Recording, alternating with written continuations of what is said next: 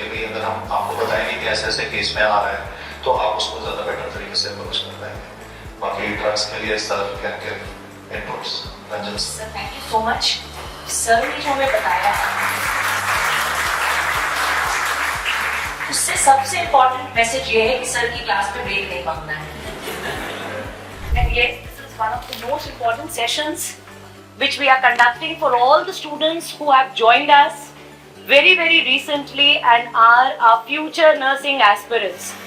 So, thank you so much Ranjan sir, thank you so much Ankit sir, Marwa sir, Sabina and Dr. Sushil for joining us for this session. And we just hope that this session is going to be very extremely useful for you and it is going to help you in knowing how you are going to strategize when you have joined this academy, how you are now going to take your studies forward. Not only are we going to talk about that, we are also going to talk about all the changing trends which have come in the nursing exam. And I think one of the best persons to make you aware of all the nursing changing trends which have come in the nursing competitive exam is none other than your academic head, Sabina. Thank you so much, Sabina. And now if you can please tell all the students, make them aware of all the changes. Thank you so much, ma'am. Again, thank you for giving me this opportunity so that I can share my little knowledge to all the young budding aspirants related to the NORCET 8.0. See, those who are preparing for this NORCET is something a little bit special because we know NORCET 8 जो है वो बहुत ही खास है, इसीलिए नहीं कि आप भी प्रिपेयर कर रहे हैं and इसीलिए कि we have no idea what will come further, right? आगे क्या होने वाला है, we have no idea. So for this, it makes NORCET 8.0 very special to all the aspirants, those who are preparing for it, right? Now let us see. I request Miss Mitlesh, can you please? Yes. So this is a very beautiful slide, and I really want all of you to appreciate. We need to understand here.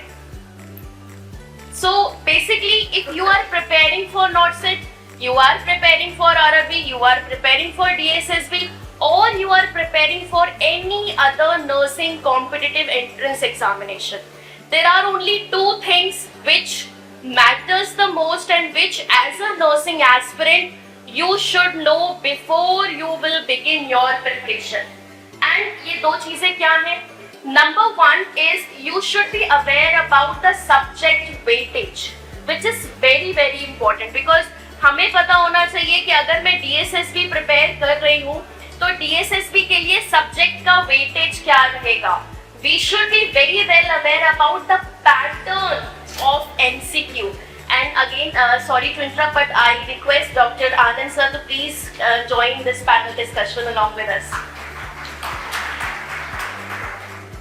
So these are the two important things which as a nursing aspirant you should be very thorough, जिसके बारे में पता होना चाहिए. Now let me talk about the recent changes that have been incorporated in the NORCET examination. हम सबको पता है NORCET शुरू हुआ था in the year of 2020. 2020 में सबसे पहले NORCET शुरू हुआ. NORCET के जो नंबर ऑफ क्वेश्चन थे वो 200 थे, 3 घंटे का टाइम था एंड ऑफ कोर्स बिना नेगेटिव मार्किंग के एग्जाम में मजा ही नहीं आता, राइट? सो नेगेटिव मार्किंग भी थी, बट गोइंग फॉरवर्ड जैसे जैसे हम लोग बढ़ते गए तो NORCET 5.0, जिसने भी NORCET 5.0 के जो रैंक होल्डर है या जो क्लियर किया होगा, they are very well aware about कि उन्हें एक झटका लगा जब NORCET 5.0 में बिना किसी नोटिफिकेशन के एक ऐसी नोटिफिकेशन ड्रॉप की एम्स ने जहां पे सब शॉक हो गए. कोई मुझे बताएगा वो क्या नोटिफिकेशन थी? Anyone can tell me? होता है ना NORCET 5 की ऑडियंस रातों रात पैरों तले जमीन खिसक गई. वही वाला हाल हुआ था जब पता चला कि सोने पे सुहागा NORCET अब 2 स्टेज पे होगा. It's not only one stage, but we have to clear one more stage. So yes, from NORCET 5.0 की जो जर्नी स्टार्ट हुई वो 2 स्टेज में हुई है. We have the stage 1, which is the qualifying stage, which is your prelims, and then जो student stage 1 को qualify करेगा, that student will be applicable to sit for stage 2, which is mains. And yes, इसी से ही हमारा जो competition है वो और टफ होता चला गया. और अभी भी इतना टफ है. Now let me, because Muthu sir ने काफी स्टैट्स आप लोगों को बताए. As a aspirant I always believe we should focus on stats as well. ये बहुत जरूरी होता है जब हम प्रिपेयर करते हैं. सिर्फ यही नहीं है कि बस बुक उठाइए और पढ़ना शुरू करते हैं. नहीं, you should be very well aware about your competition कि भाई हम लड़ किससे रहे हैं. मेरी जो मुझे एक सीट चाहिए नॉर्सेट में, मेरा कंपटीशन कितना है. So let me let me give you this information about नॉर्सेट 7.2. नॉर्सेट 7.2 जो भी बच्चे जिन्होंने अभी एग्जाम दिया है, फिर एक हवा बदली, फिर एक नोटिफिकेशन आया और फिर जो है बच्चों को परेशान कर दिया. और वो notification, I am sure any student the rank holder from 7.2 can tell the other young budding aspirant कि वो नोटिफिकेशन क्या था 7.0 का. मेंस में एक चेंज हुआ. मेंस के एग्जाम में 100 क्वेश्चन 100 क्वेश्चन की बजाय 160 क्वेश्चन कर दिए. देयर विल बी 4 सेट, हर एक सेट में 40 क्वेश्चन होंगे and you have allotted 45 minutes. अब फॉर सम स्टूडेंट ये एक अच्छा रहा क्योंकि टाइम बहुत ज्यादा मिल गया था. क्वेश्चन 40 थे और टाइम ज्यादा था. ये पहली बार एम्स ने ऐसा क्यों किया? ये शायद स्टूडेंट के लिए एक अच्छी स्ट्रैटेजी रही क्योंकि मेंस जिसने भी अटेम्प्ट किया था they have given this feedback कि टाइम की वजह से they have reviewed the question so many time. So yes, this is the recent change that they have implemented for mains exam. Right now I will talk about the stats also क्योंकि ये number पता होना बहुत जरूरी है. 7.0 में आपके total 66,000 बच्चों के एडमिट कार्ड रिलीज किए गए थे. एंड इसका मतलब है जो 66 बच्चे हैं, इसका मतलब है और yes we should also aware about जो वैकेंसी रिलीज की गई थी नॉर्सेट 7.0 के लिए, वो समवेयर अराउंड 1400 थी. Now you can imagine yourself 1400 vacancy है और 66,000 बच्चों के एडमिट कार्ड रिलीज किए गए हैं. राइट इसका मतलब है हर एक सीट पे there are lump sum amount 45 student who are competing with each other. Right? So yes, this is the change, the trend, the pattern that has implemented for so many years, starting from the NORCET 2020. So if you are preparing, you should be very well aware about कि कितने question आएंगे, कैसी stage होगी, क्या subject weightage होगा, कैसे मुझे prepare करना है. And above all negative marking बहुत ही जरूरी है. You have to be very careful for the negative marking. Now with this let me pass on the mic to ma'am. Thank you so much, Sabina, for making us all aware of all the statistics. And this is extremely important, beta. When you are preparing for your exam, you should be knowing whom you are fighting against and how many students you are fighting against. So that is going to help you कि कितनी मेहनत और करनी है, कितने हजारों बच्चों को पीछे छोड़ के हमें उस एक सीट के लिए फाइट करना है. Now, when we talk about NORCET is not what it used to be around 5 years back, like what Sabina told. Not only is the pattern changing in terms of the number of questions, in terms of time boundation, questions are also changing in terms of their difficulty level. जो level आ रहा है इस time पे NORCET में questions का, that is equivalent to what is being asked for NEET PG, what is being asked for FMG exams. So इस exam को हल्के में नहीं लेना है, right? And we all know that for your exam, very important subjects are FON, MSN, OBGY, PSM, mental health, child health and pharmacology, and all the gurus of these subjects are sitting here.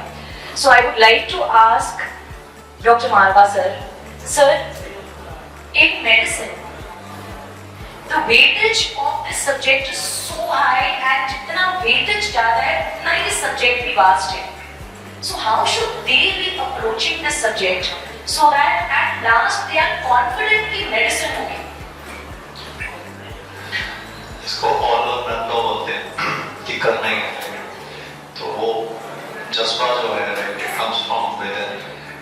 मेरे हिसाब से ना easy topics बाद में करने चाहिए. मैं हमेशा रेगुलर क्लास में बोलता हूँ कि भाई पहले कार्डियो न्यूरो जैसे जो टॉपिक्स हैं ना जिससे सवाल आते हैं वो आपसे फर्स्ट इलेक्ट्रिकल एक्टिविटी पूछेगा डांस करेगा स्पोर्ट की एल्गोरिथम्स पूछेगा। तो मोस्टली क्या करते हैं, कहते हैं यार उसको बाद में करेंगे, पहले थोड़ा आसान कर लेते हैं। तो हम डायबिटीज पढ़ लेंगे, थोड़ा थायराइड का पढ़ लेंगे, एंडोक्राइन स्टार्ट किया, जीएच स्टार्ट किया, आप इजी ले रहे होते हैं। तो मेरे हिसाब से जो अप्रोच होनी चाहिए वो यही है कि भाई फुल एग्रेशन से राइट इन द बिगनिंग हम उन टॉपिक्स को टच करें जिन पे क्वेश्चंस पे ज्यादा आते हैं और जो हमें माइंड में सबकॉन्शियस लगता है यार ये तो थोड़ा हार्ड है, इसको छोड़ देते हैं, इसको बाद में कर लेंगे। तो आई थिंक अगर हम थोड़ा सा रीओरिएंट करें और हमारा फोकस ये जो हम डिस्कस कर रहे हैं ऑल थ्रू जो बेसिक कंसेप्ट है ऑफ एकेडमी का भी वो यही फोकस है कि हम उन टॉपिक्स को फोकस करेंगे जो कि एग्जाम में तो पूछे जाते हैं और नॉर्मली स्टूडेंट्स को निगलेक्ट करते हैं। उनको कैसे सिंप्लीफाई करना, सॉफ्टवेयर में तो बड़ी सारी बातें लिखी हुई हैं, अगर आप कार्डियोवास्कुलर सिस्टम खोलोगे, मेट्रोलॉजी खोलोगे, तो उसको कैसे डाइजेस्टिबल बनाना है, पैलेटेबल बनाना है और आप हाई स्ट्राइक रेट ऑब्टेन कर पाओगे। जैसे मैंने बोला negative marking is a big time killer. तो आप सब इंटेलिजेंट बच्चे हो, 4 ऑप्शन तो में से 2 तो निकाल लेते हो और जो 2 बचे हुए होते हैं उसमें लगता है ये भी सही होगा, ये भी सही होगा। तो हमारा जो ऑब्जेक्टिव रहेगा वो यही है कि और हर टीचर को भी रहता है कि आपकी जो आइस है ना वो हम सही आंसर तक पहुँचा पाए। और वो प्रैक्टिस से होता है, वो रेगुलर ग्रिलिंग से होता है, वो रेगुलर क्लासेस को सुनने से होता है। तो जो सेशन होते हैं हम लोगों के तो ब्रेक नहीं होते, 2-2.5 घंटे की क्लासेस चल रही होती है, बच्चे कहते हैं सर ब्रेक दे दो, तो हम कहते हैं यार अभी बैठो 10 मिनट और बैठो, 15 मिनट और बैठो। तो वो स्टैमिना ग्रेजुअली बिल्डअप होता है कि नॉर्मली जो पेपर होता है ना तो मोस्ट लोग पहले घंटे में तो everybody is like yo man करना है ना।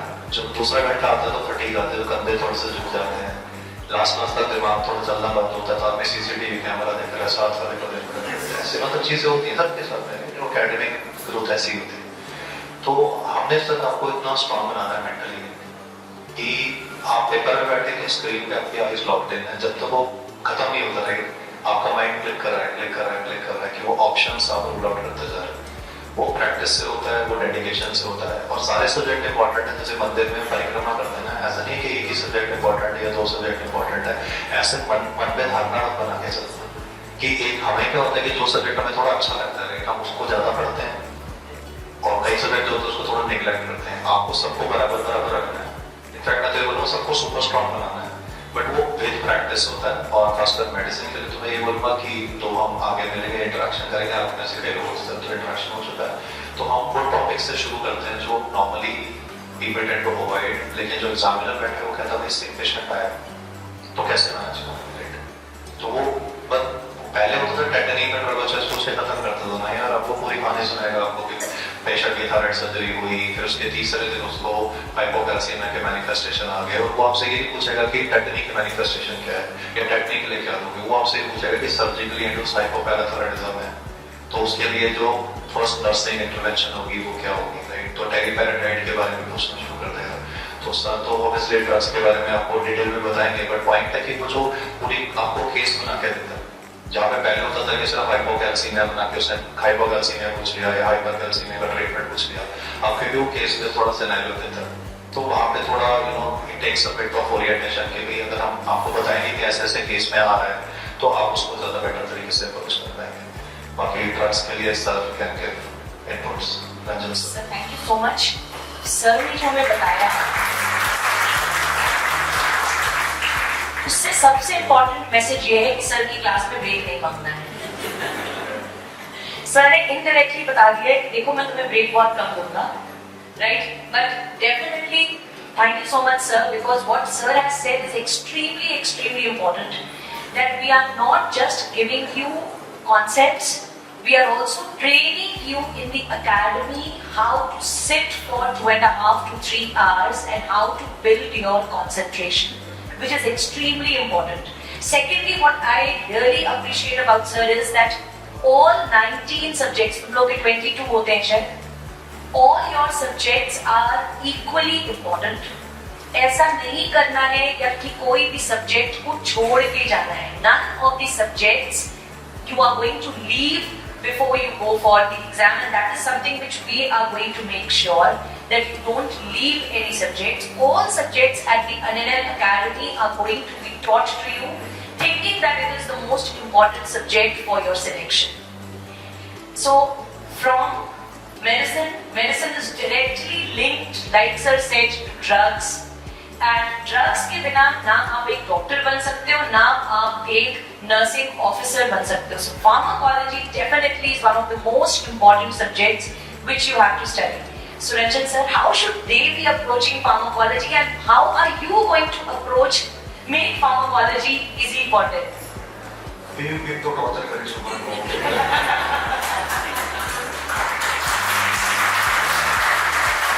सर टॉर्चर होता तो इतनी तालियां नहीं बजती सर.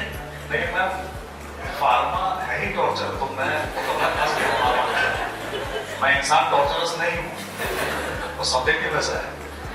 और पूछते हैं कि भाई फार्मा है क्या, तो फार्मा भगवान है ना. भगवान आ जाएगा ओमनी प्रेजेंट. आप वार्ड में जाओगे, आईसीयू में जाओगे, इमरजेंसी में जाओगे, फार्मा हर जगह. राइट, तो तुम फार्मा को छोड़ सकते हो, फार्मा तुम्हें कभी नहीं छोड़ेगा.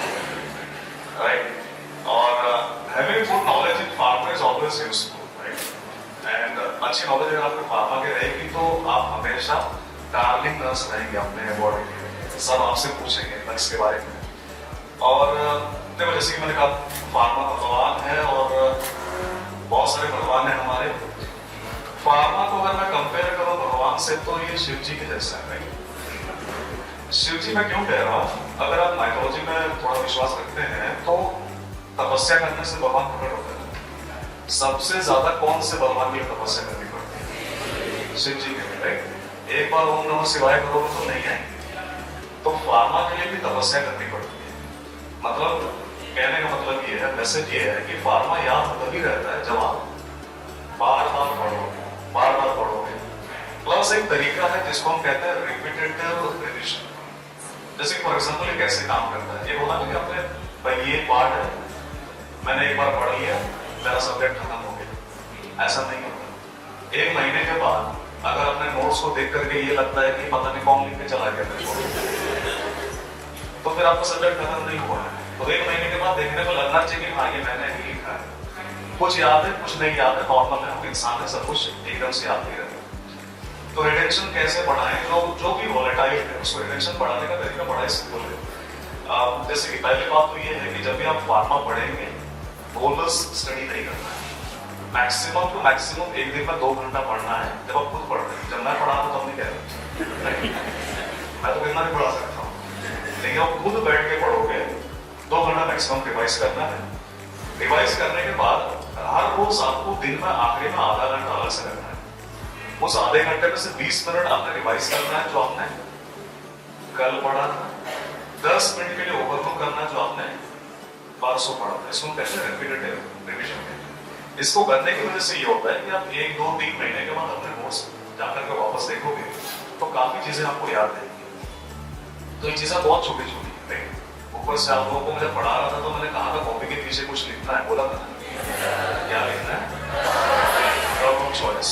तो ड्रॉप ऑफ चॉइस मैंने कहा था खुद मेहनत करके नोट्स में से खुद निकाल के लिखना है. आपको गूगल में सर्च करोगे तो बहुत जगह मिल जाएगा ड्रॉप ऑफ चॉइस. वो अपने काम का नहीं है. जब तक हम खुद मेहनत करके खुद नोट्स में से लिखा करके अलग से हमने क्या किया, ड्रॉप ऑफ चॉइस और एंटीडोट्स ऑफ चॉइस लिख लिया. एक पेज में एंटीडोट्स आ जाएंगे, 8-9 पेज में ड्रग्स ऑफ चॉइस आ जाएंगे. राइट, विद डोसेज जहां पे इंपॉर्टेंट है वो आपने लिख लिया. करना क्या है कि रोज सोने जब जाओ उससे पहले 5 ड्रग ऑफ चॉइस मैंने याद करने. और कल और परसों के जो 10 थे वो अपने आप से पूछूंगा कि भाई याद है कि नहीं.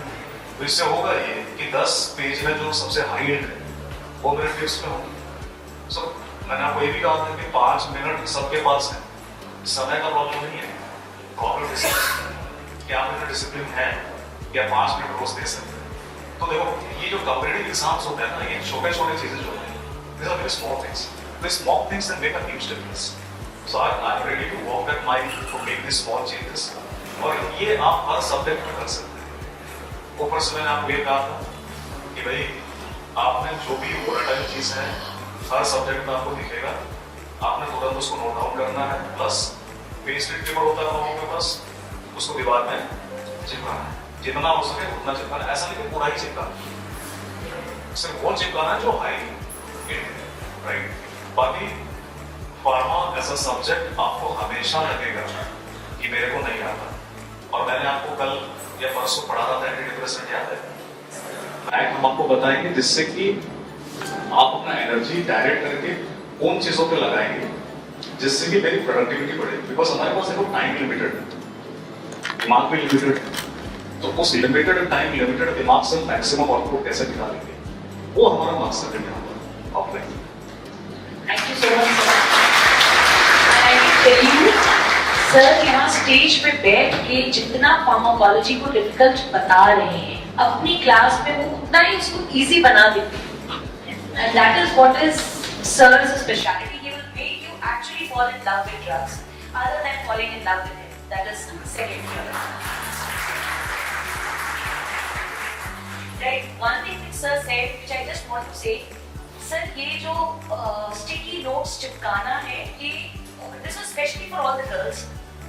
चिपका लोगे, I know that wall भी बहुत beautiful लगेगी, colorful लगेगी. चिपकाने के बाद पढ़ना भी है, right? It's not just this कि सारे notes चिपका के रखेंगे. That is not going to serve the purpose.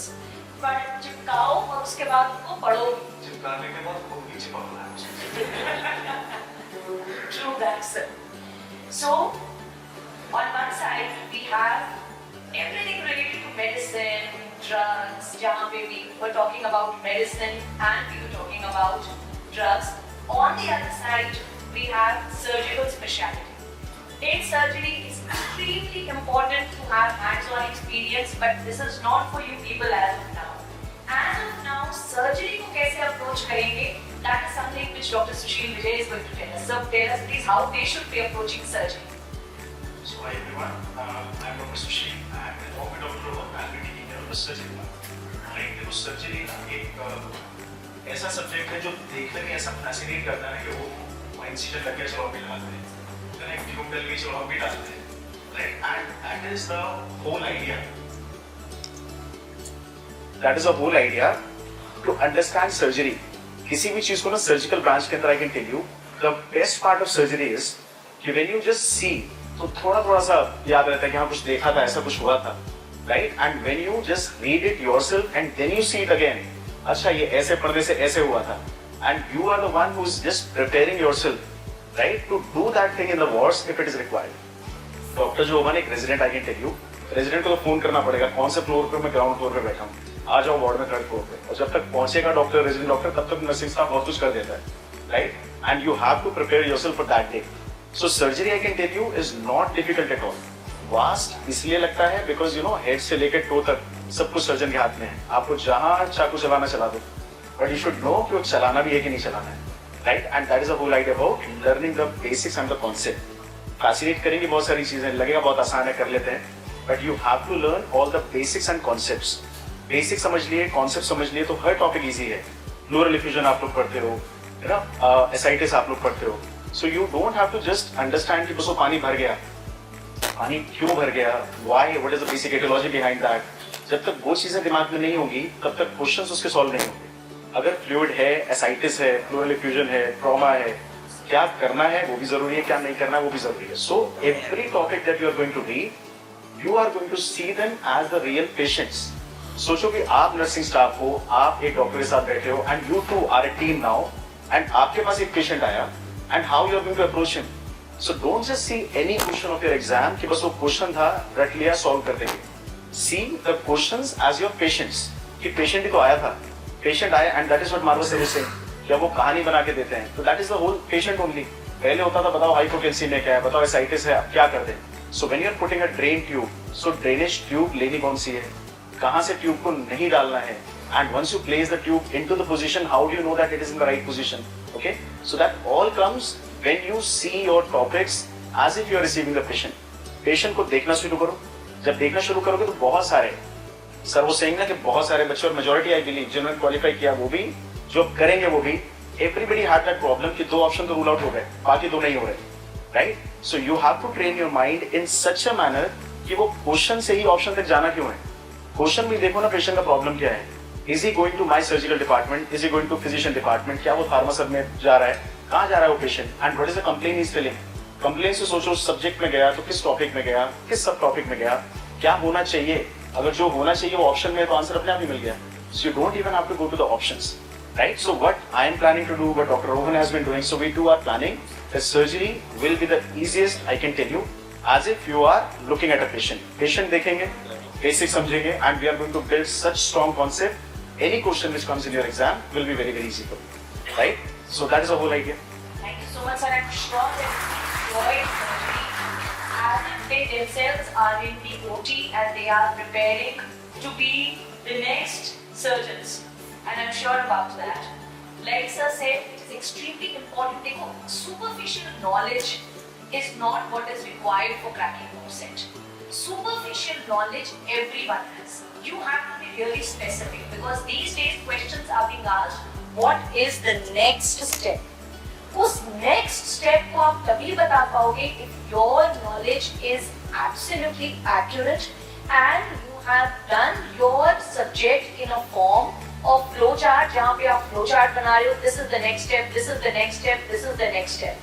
And that is what all the mastermind faculties are going to do for you. We are going to make sure that we make these subjects easier for you and we make it in the form of flowcharts. कि ये बताओ कि question ये आया तो इसका next step क्या होगा, नर्सिंग इंटरवेंशन क्या होगा. That is extremely important for you, nursing interventions. And talking about nursing interventions, who else can guide you about nursing interventions? Who else can tell you more about FON? Who else can guide you more than your favorite Sabina ma'am? So yes, FON is a very wonderful subject because all the first really have said ultimately we have to be the bedside nurse. So ultimately we have to provide the care to our patient. Before that, we should be skillful. And how we are going to do that, we have to clear the NORCET first. So this is your first step. And to clear NORCET, you have to have some rules. How to prepare a subject. First point is you should have a list of high-yield topics. Among those list of topics, you have to select the volatile topic that I will be telling you all. कि high yield topic की list तो है, उसमें से भी volatile topic कौन से हैं, फॉर श्योर क्वेश्चन आएगा ही आएगा. We know CPR is one of the favorite subject of NORCET examiner, her bar question आता है. We know hand hygiene, infection control is another very important topic from fundamental of nursing. हमने list ready कर लिया high yield topic का, volatile topic का. Next step is we have to make a concept clear. Like all the mastermind faculty sir and ma'am said that now the pattern of question changed completely. It's not like NORCET 2020 जहाँ पे बहुत ही one-liner form में question पूछे गए थे. But now it is NORCET, it is going to be NORCET 8.2 जहाँ पे question का रूल ही बदल दिया है. Question अब ऐसे पूछे जाते हैं that in completely scenario based where you will feel lost. You will select that these two options will not be the correct answer by using the elimination method, but still you will face difficulty. The rest, the remaining two options जहाँ पे आपको लगेगा कि ये भी सही है वो भी सही है. And ultimately होता क्या है, question are asked in such a way that you have to select which one is most appropriate. Both the options are correct, but you have to select the most appropriate one. Right? So that time उस answer को select करने के लिए हमें अपने concept को clear करना बहुत जरूरी है. So सबसे पहला step is you should have a clear understanding of all the high yield topic. Step number 2 is I always tell this to students that without practice we cannot complete this NORCET. Practice makes us perfect, and practice is the only tool which will help you in minimizing your negative marking. So from day one, the moment you start your preparation, you have to focus on practice part MCQ. The more you practice the MCQ, the more you will get to understand कि किस तरीके से question पूछे जाते हैं, किस तरीके से सिनेरियो बेस्ड क्वेश्चन में ये टॉपिक का आंसर आएगा. Right, so practice is one of the second element that I really want all of you to start from day one. After practicing, the one of the very important element which Dr. Ranjan sir has also mentioned is the revision part. So ये तीनों ही element which is conceptual clarity, practice and revision. जितना ज़्यादा revise करेंगे उतनी ज़्यादा ही चीज़ें याद रहती हैं और हमारे नॉर्सेट 8.0 अप्रैल 2025 तक याद रहे हमें कितना तो ज़रूर करना ही है, right? So you have to focus on revision. ऐसा नहीं करना है कि पहले मैं पूरा सब्जेक्ट खत्म कर लूँ then I will start my practice. No, along with your learning you have to start practice, you have to start the revision as well.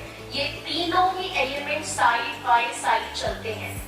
सबसे ज्यादा इशू क्या होता है?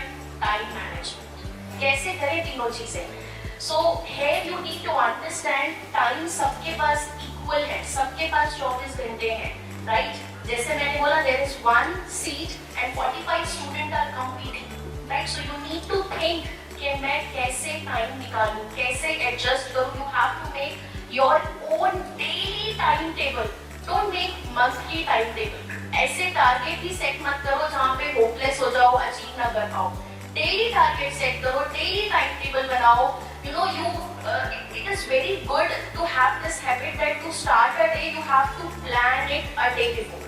तो रात में सोने से पहले अपने कल का पूरा एजेंडा रेडी कर लो. मुझे ये क्लास लेनी है, ये एमसीक्यू प्रैक्टिस करना है, इसके बाद मुझे इतना टाइम रिविजन को देना ही देना है. And to tell this to all the students that F1 is one of the major subjects along with medicine, OBG, pediatry, pharma and mental health nursing. All these subjects are somewhere very very important for NORCET. So जो भी preparation करनी है, you have to make sure it should be along with hard work. It should be in a very very smart way. That's all from my side. What Selena ma'am said is absolutely true, and that is the only success mantra. We don't have any magic, we don't have any other success mantra than what just now was told to you by Selena ma'am. All of you know, how many of you, chalo bata, what is NST? NST for that? Non-stress test. And non-stress test is for antepartum fetal monitoring.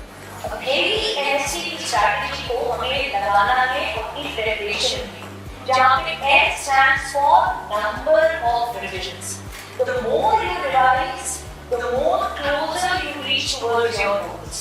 And please understand, हम सब कह रहे हैं यहाँ पे कि concepts बनाओ, concepts बनाना, concepts तुम्हें समझाना is our duty.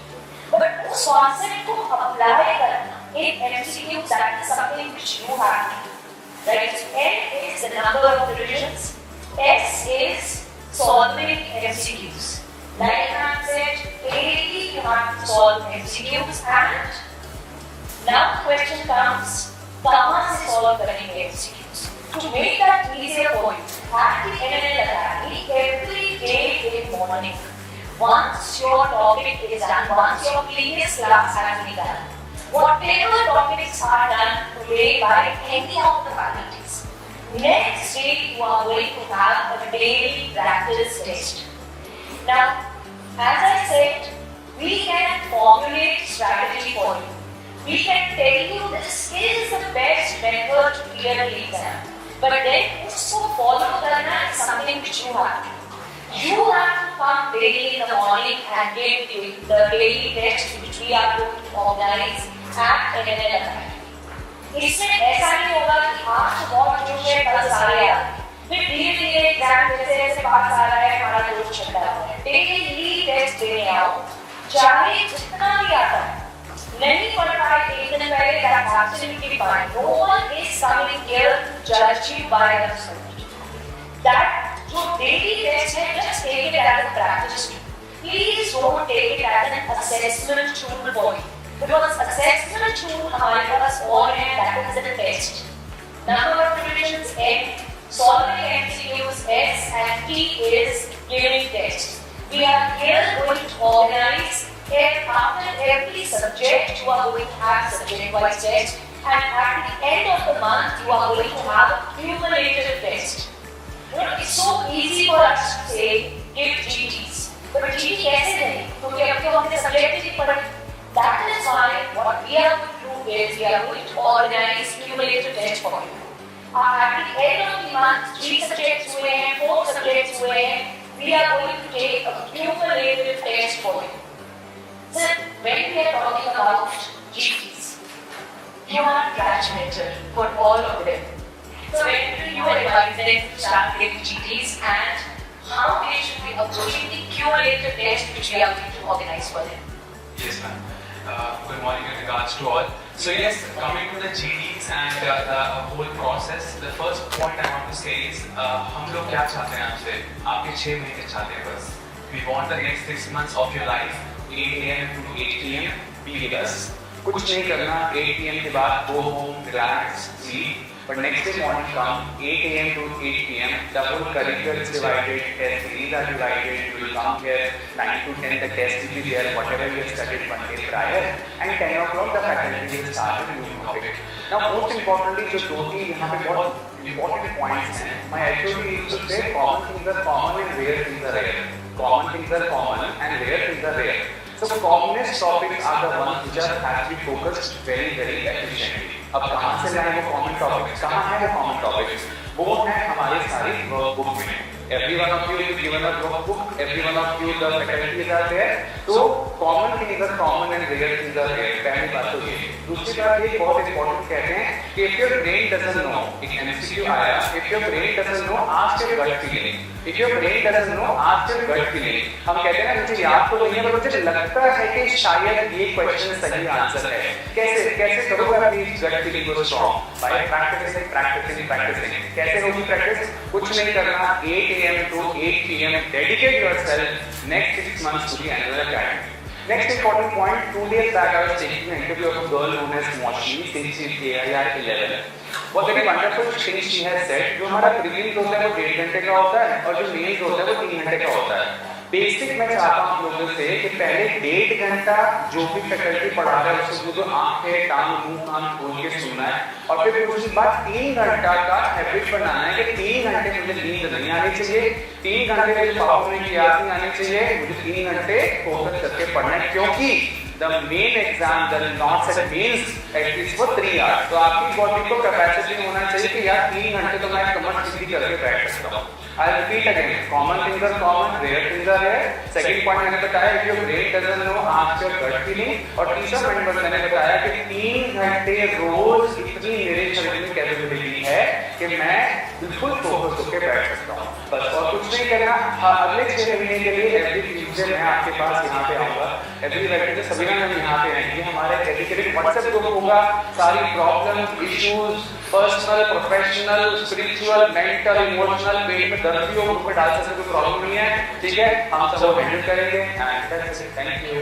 See, if you have such amazing mentors, if any journey or any goal is not achievable, with Samira ma'am being there and Dr. Anand Bhatia being there, I can tell you there won't be any lack of motivation. What you require to do is make your life boring for the next 6 days. 6 महीने के अपनी life को बहुत boring बनाओ क्योंकि एक ही schedule follow करना है, एक ही तरीके से पढ़ना है, कुछ चेंज नहीं करना है. राइट? डेली वही चीजें करनी है, डेली वही चीजें करते रहोगे, डेली एमसीक्यू प्रैक्टिस करोगे, डेली टेस्ट दोगे, डेली क्लास में पढ़ने आओगे. I am telling you, you are going to attain extraordinary results with mentors like Samira and Dr. Anand who are going to take care of your mental health. And अगर उनसे नहीं हो पाएगा Ankit sir can take care of your mental health. So sir, rather than I asking you कि mental health में क्या important है sir, I know you will definitely tell in exam in their class. Sir, ये अपनी mental health का कैसे ख्याल रखें? Thank you ma'am. First of all अगर आप मुझसे स्ट्रैटेजी पूछेंगे तो मैं बताऊंगा बड़ी सिंपल है.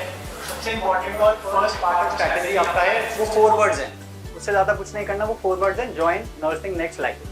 तो ये स्टेप आपने कर लिया है. अब दो चीज़ें हैं. आई ऑलवेज से जब भी हम किसी भी एग्जाम के लिए प्रिपेयर कर रहे हैं तो 2 क्वेश्चन अपने आप से पूछने हैं. पहला है वाई, क्यों, मैं ये क्यों कर रहा हूँ. साइकोलॉजी में मोटिवेशन की थ्योरीज हैं. कुछ कहती हैं फुल थ्योरी हैं कि हमें क्या चीज़ हमारे गोल की तरफ पुल कर रही है. आप देखो क्या चीज़ आपको पुल कर रही है. आपका पैशन है, आपको एक चीज़ अचीव करनी है अपने लिए, अपने पेरेंट्स के लिए, तो अपना वाई ढूंढो. कभी कभी जो गोल होता है वो हमें पुश करता है अपनी तरफ, पुल करता है अपनी तरफ। तो देखो कि उस गोल में मैं एक बहुत अच्छे इंस्टीट्यूट के साथ जुड़ूंगा, मेरा फ्यूचर अच्छा होगा। So try to find your why. दूसरा आता है हाउ, कैसे, वो हम बताएंगे। तो that you don't have to worry. Concise notes मिलेंगे आपको, कॉन्सेप्चुअल चीजें मिलेंगी आपको। और मैं हमेशा कहता हूँ साइकाइट्री में, देखो शेक्सपियर ने तो कहा है what's there in the name. मैं हमेशा कहता हूँ आप नाम याद रखो, कॉन्सेप्ट्स हम याद करवा देंगे। सो चीज़ें बहुत सिंप्लीफाइड वे में we are going to learn. और सबसे इम्पॉर्टेंट चीज़ है अपनी मेंटल हेल्थ का ध्यान रखना है। उसमें सिंपल चीज़ें मैं बोलता हूँ, just have a regular sleep schedule. जैसे सर ने कहा कि 8 बजे से आओ, 8 PM तक जाओ, उसके बाद take care of yourself, है ना। ऐसा नहीं है कि रात को 2 बजे तक मैं सोशल मीडिया पे हूँ, मैं मूवीज देख रहा हूँ, बिकॉज फिर अगले दिन I will be tired. Please have a fixed regular sleeping schedule. हाँ, एग्जाम तक आते आते 1-2 घंटा कम हो सकता है, बट अभी नहीं। Second part is take care of your health, specially your eating habits. काफी बार हम देखते हैं we are not eating well, we lose that energy, exhaust हो जाते हैं। तो please take care of your health, hydration, and try to spend some amount of time, maybe 10-15 minutes in things which you like doing. Friend से बात करो, गाने सुनो, parents से बात करो। So try to do these things regularly, and of course we are all with you, and I'm sure आपकी journey बहुत अच्छी रहेगी and it will be very rewarding. Thank you. But sir ने कहा है फ्रेंड से बात करो, पेरेंट्स से बात करो। उसमें पेरेंट्स ध्यान रखना, केवल फ्रेंड्स मत ध्यान रखना कि सारा कंसंट्रेशन फ्रेंड्स से बात करने में निकल जाए, पेरेंट्स के लिए टाइम ही ना बचे। Now one problem which you people are going to face, and I'm sure थोड़े दिनों के बाद ये लोग क्वेश्चन लेकर आओगे कि मैम हम 8 to 8 तो क्लास कर रहे हैं यहाँ पे, अब जाने के बाद हम इतने टायर्ड हो जाते हैं कि हम रिवाइज नहीं कर पाते हैं, हमारा बैकलॉग इकट्ठा होता है। नेक्स्ट डे जब हम टेस्ट देने आते हैं तो हम डीमोटिवेटेड हो जाते हैं, मैम इसीलिए हम टेस्ट नहीं देने आते हैं। सो Dr. Baba sir had to be there, getting these industries and so on, and Dr. Sushi had to be there, guiding students on this day. Sir, what is your opinion on this? अब तो जाते मैंने बोला ना कि मतलब रोज चश्मे वाली बात है कि उल्टा बैठना है, थोड़ा एफर्ट डालेंगे तो हो जाता है। आई थिंक इट्स फेयर। एमसीक्यूज करना मेरे हिसाब से हैबिट वाली बात होती है, प्रैक्टिस वाली बात है, और शुरू में मुश्किल होता है, मतलब इट्स ऑलवेज डिफिकल्ट। अगर आप एक भी पर्सन की लाइफ चेंज कर रहे हो, मैं बहुत बड़ी बात भी नहीं बोलता, मैं मान लो कोई हाइपरटेंशन वाला मरीज है, आपने उसको सिर्फ डैश समझा दिया, dietary process to stop hypertension, और उसको फ्यूचर में जाके कभी स्ट्रोक नहीं हुआ या उसको कभी जाके फ्यूचर में हार्ट अटैक नहीं हुआ, तो आपने उसकी लाइफ चेंज कर दी। तो एक मैं ये कह रहा हूँ, यू मेक डिफरेंस, राइट। आप रोज डेली बेसिस पे डिफरेंस लोगों की जिंदगी में क्रिएट करोगे और आप उसमें सक्षम बन जाओ कि किसी की जिंदगी में कोई चेंज ला पाओ। उसके लिए आपको अभी से मेहनत करनी है, और वो मेहनत अगर डेली करी जाए तो आई थिंक हमें एक कहते हैं रेपिटेशन इज द की।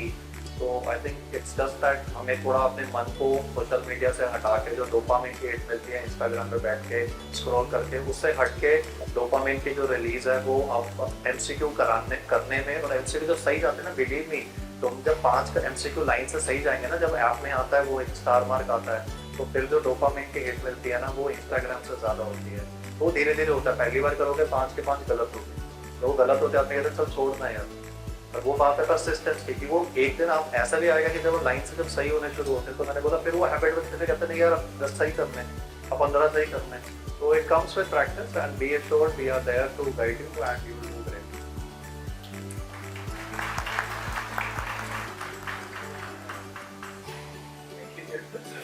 देखो, I share my experience with you. मुझे बहुत सिंपल लगता है कि like Satina ma'am said, time सबके पास बराबर ही है, तो दिन में घंटे तो 24 ही है। Now it is up to you कि उसको यूटिलाइज कैसे करना है। If you are the one जिसको वो सीट चाहिए, वो रैंक चाहिए, वो हॉस्पिटल चाहिए, तो कुछ तो एक्स्ट्रा करना पड़ेगा, right. And everybody is in class, आप अकेले नहीं हो जो 8 से 8 कर रहा है। कोई यहाँ कर रहा है, कोई आपकी शाम की शिफ्ट में कर रहा है, कोई मॉर्निंग में कहीं और कर रहा है, किसी और स्टेट में कर रहा है, but everyone is doing the same thing. तो कुछ एक्स्ट्रा चाहिए लाइफ में, तो कुछ तो एक्स्ट्रा एफर्ट डालने पड़ेंगे, राइट। हमेशा my believe is it is never about the hard work, it is always about mixing that hard work with the smart work. Right? अब आज 12 घंटे क्लास कर ली, उसके बाद भी 12 घंटे बाकी हैं। कितनी देर सो गए? 5 घंटे, 6 घंटे। एक दिन आएगा वो 6-7 घंटे सोते सोते भी थक जाओगे, थक गए यार, अब उठ जाते हैं। So whenever you are getting up, make sure before you come to your next class, एक तो अपना पिछले दिन का कंटेंट रिवाइज करके आओ, सो दैट जो भी फैकल्टी नेक्स्ट डे आने वाली है आपकी, उससे अपने पुराने दिन के डाउट पूछ सको। डाउट बहुत बार होता है क्लास के अंदर, सब एग्जॉस्ट हो जाते हैं, फैकल्टीज भी होते हैं, आप भी होते हो, सब होते हैं। सो सेम टाइम पे बैठे बैठे क्लास में बहुत बार डाउट्स नहीं आते दिमाग में, ये पता नहीं कैसे हुआ था, शायद कुछ बताया था। But next day when you are coming, get up in the morning at 5-6 जो भी आपका टाइम है, एंड मेक श्योर कि वो डाउट्स लेके आओ। सेकेंड, अपने जैसे लाइक माइंडेड लोगों का ग्रुप बनाओ। व्हाट्सएप अच्छी चीज है, राइट? टेलीग्राम अच्छी चीज है, आप उसको अगर अच्छे तरीके से इस्तेमाल करो। So make a group of common like minded people, जिसके अंदर हर दिन एक किसी की रिस्पॉन्सिबिलिटी होगी। आज टॉपिक हो गया, लेट्स पुट 10 क्वेश्चंस, राइट? सब मिलकर सॉल्व करते हैं। Okay, so when you start giving task to each other, when you start sitting with learning with like minded people ना, वो अपने आप एक एनर्जी आती है कि हाँ कुछ तो अलग करना है। And if you want to be part of the herd कि सब चल रहे हैं तो हम भी चल रहे हैं, तो फिर तो वही मिलेगा जो सबको मिल रहा है। तो कुछ एक्स्ट्रा चाहिए तो थोड़ा एक्स्ट्रा तो करना पड़ेगा। And we are going to make sure कि वो जो 12 घंटे का कंटेंट है, it is given to you in that manner कि घर जाके जब रिवीजन करना पड़े तो दैट्स वेरी क्विक। वो पूरा पेजेस 10 के 10, 15 के 15, 20 के 20 दोबारा एक लाइन से लाइन ना पढ़ना पड़े। We are going to give the highlights, the key points, the tables, flow charts. So revision quick होगा, but you have to make sure that you are the one who is doing it. रास्ता तो हम लोग बना भी सकते हैं, दिखा भी सकते हैं, चलना तो आप ही को है। So if you are ready for it, we can plan the best route for you, right? So just do it, हो जाएगा। Thank you so much, sir. I'm very happy.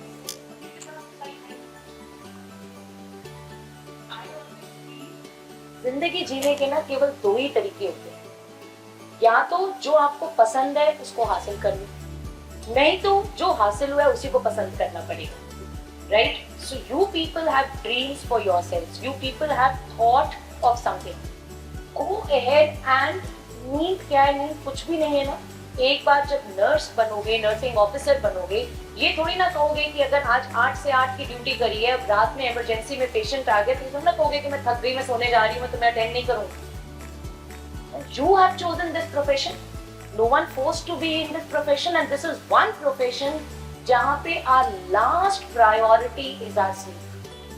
Our first priority is our patient, and at this point, your first priorities are studies, right? Sleep is necessary, definitely it's necessary, but it is something which is required to give you that energy for next day. लेकिन 5 to 6 hours is more than enough. इसके अलावा जो time होता है ना, आप waste कर रहे हो।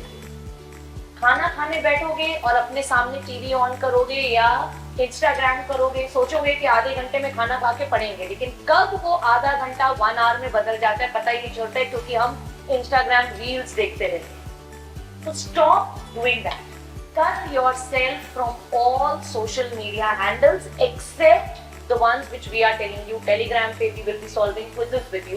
So except for Telegram and WhatsApp, cut your, just remove all these social media handles, Instagram, YouTube, all these are distractions. And at this point of time, we don't want you to get distracted. At this point of time, your aim is to get that seat for which you are going to work from now, from today onwards. Sir, इन students का भी जो next examination pattern है, that is time based pattern. So how should they be preparing for that time based pattern? Sir, they have to answer 40 questions in 45 minutes.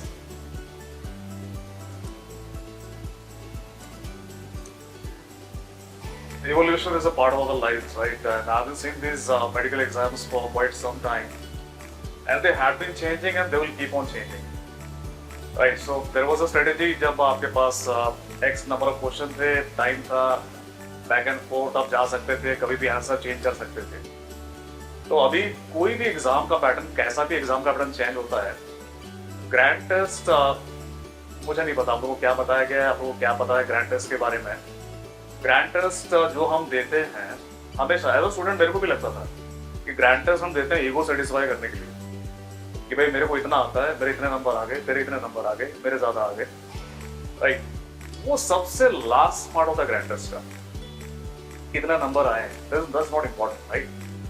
Grand test मेरे को देना इस वजह से है बिकॉज एग्जाम वाले दिन मैं किस प्रकार पेपर को अप्रोच करूंगा, वो जो मेरी स्ट्रेटेजी है वो ग्रैंड टेस्ट मुझे समझना है अपने आप को, कैसा इंसान मैं कैसा इंसान, और उस हिसाब से मैं एक स्ट्रेटेजी बनाऊंगा ताकि जो एग्जाम वाले दिन है जब मैं पेपर अप्रोच करूंगा तो मेरे लिए कुछ नया नहीं होना चाहिए। मेरे को पता होना चाहिए कि मैंने 10, 15, 20 ग्रैंड टेस्ट दे रखे हैं, और बिलीव मी जब आप पहला ग्रैंड टेस्ट देते हो ना, पहला ग्रैंड टेस्ट जब दोगे तो 15-20 क्वेश्चन के बाद ना आपको बैठे बैठे ऐसा लगेगा कि मैं कौन, मैं कहाँ हूँ, मैं ये क्यों कर रहा हूँ। मैं इसलिए बोल रहा हूँ, मेरे खुद लगा था, मतलब 300 क्वेश्चन का ग्रैंड टेस्ट था मेरा पहला, मैं 50 क्वेश्चन करने के बाद मैं भाग लिया था वहां से, नहीं हुआ। अगली बार बैठा तो 150 क्वेश्चन हुआ, फिर 200 हुआ, 250 हुआ, मतलब मेरे को 5 से 6 ग्रैंड टेस्ट लगे कि मैं 300 क्वेश्चन सॉल्व कर पाऊं, समझना है। लेकिन उसके बाद आपको 2-4 ग्रैंड टेस्ट और लगेंगे कि आप 300 क्वेश्चन और सॉल्व करें बिना फैटिग के। तो ये जो मैम ने कहा कि पैटर्न चेंज हो गया है, अब पैटर्न जो चेंज हो गया है, अब इसमें मैं आपको कोई सेट रूल नहीं बता सकता कि आपने ये करना है। आपने क्या करना है वो कहां से पता चलेगा, प्रैक्टिस से पता चलेगा। जब आप ग्रैंड टेस्ट देंगे तो ऑब्वियसली आपके ग्रैंड टेस्ट डिजाइन कैसे होंगे, वही 4 हिस्सों में डिवाइडेड होगा। पहली बार दोगे, पहली बार देने में लगेगा भाई ये गलतियां हुई, दूसरी बार दोगे लगेगा अब ये गलतियां हुई, तीसरी बार दोगे ये गलतियां हुई। तो वो करते करते 6-7 ग्रैंड टेस्ट में आपको ये समझ आना लगेगा कि मेरे को किस प्रकार अप्रोच करना है, और ग्रेजुअली। तो इसीलिए ग्रैंड टेस्ट अगर मेरा एक सब्जेक्ट भी नहीं हुआ ना तभी मुझे ग्रैंड टेस्ट देना है। चलो ठीक है, आप बोलोगे सर मैंने नहीं पढ़ रखा, अरे यूजी में तो पढ़ रखा है, कुछ तो पता है, सब्जेक्ट का स्पेलिंग तो पता है, तो कुछ तो सॉल्व कर पाओगे उसमें से, राइट। तो वो जो आप प्रैक्टिस करोगे, उस ग्रैंड टेस्ट को प्रैक्टिस करने से ही आप में से हर कोई अलग अलग है, आप में से हर कोई अलग अलग है, आप में से हर किसी का अप्रोच अलग होना चाहिए, राइट। बाकी एक चीज जरूर कहूंगा कि ग्रैंड टेस्ट देने से और भी बहुत सारे फायदे हैं, अभी टाइम कम है, मैं ज्यादा नहीं टाइम दूंगा। ग्रैंड टेस्ट देने से बहुत भी चीजें आप सीखोगे कि जैसे कि फॉर एग्जांपल एक सेट शुरू हुआ और कई बार होता है ऐसा है कि ना 5-10 क्वेश्चन लगातार नहीं बनते, उतने में एंग्जाइटी शुरू हो जाती है कि भाई गया मेरा 6 महीना गया, साल गया, अब क्या करूंगा मैं। और एंग्जाइटी की वजह से अब जो अच्छे क्वेश्चन आ रहे हैं वो भी नहीं बनते।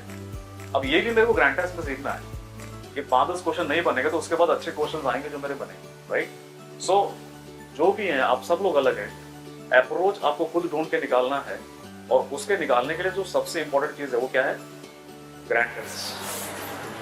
Thank you so much, sir. I will just add, Dr. Ranjan has beautifully explained that. I will just add, grand test is also going to give you that insight कि हमारे guess work कितना सही होता है। हर time हर topic पढ़ा हुआ है ऐसा नहीं होता, right? And as everyone said, हमेशा 2 ऑप्शंस उपलब्ध हो जाते हैं, 2 रह जाते हैं, and at that time you have to depend, you have to believe on your gut feeling. अब आपकी gut feeling आपको कितना सही बता रही है और कितना गलत बता रही है, this is also something which you are going to learn from giving these tests. How you have to handle all the subjects together. एक सब्जेक्ट का टेस्ट देना आसान है in comparison to all subjects को एक साथ हैंडल करना। So you need to understand कि हमें कैसे सारे subjects को एक साथ हैंडल करना है। That is again something which you are going to learn from giving grand test. So grand test से डरना नहीं है, grand test देने, and we are going to make sure that we give grand test. The only thing what I want, what all the mastermind faculty want, बस centre तक आ जाओ grand test देने offline. घर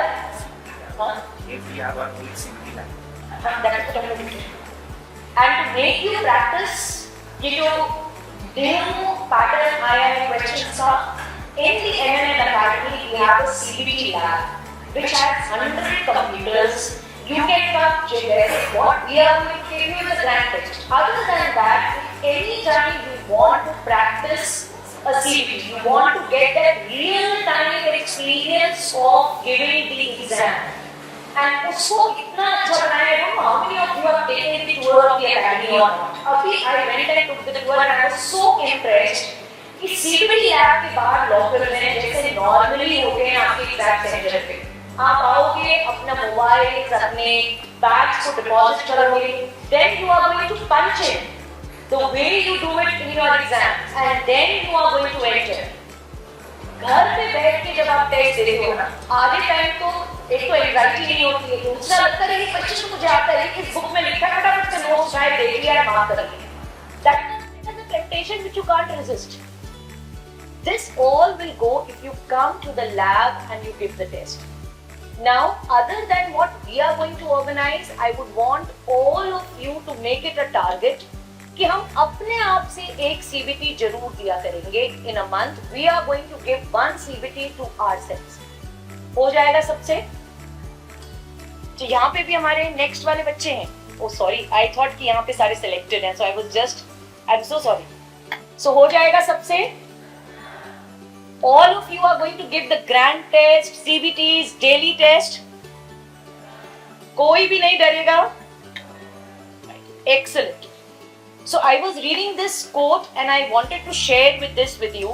मुश्किलों से भाग जाना आसान होता है, हर पहलू जिंदगी का इम्तिहान होता है, डरने वाले को मिलता नहीं कुछ जिंदगी में, लड़ने वालों के कदमों में जहान होता है. And that is all what I want from all of you.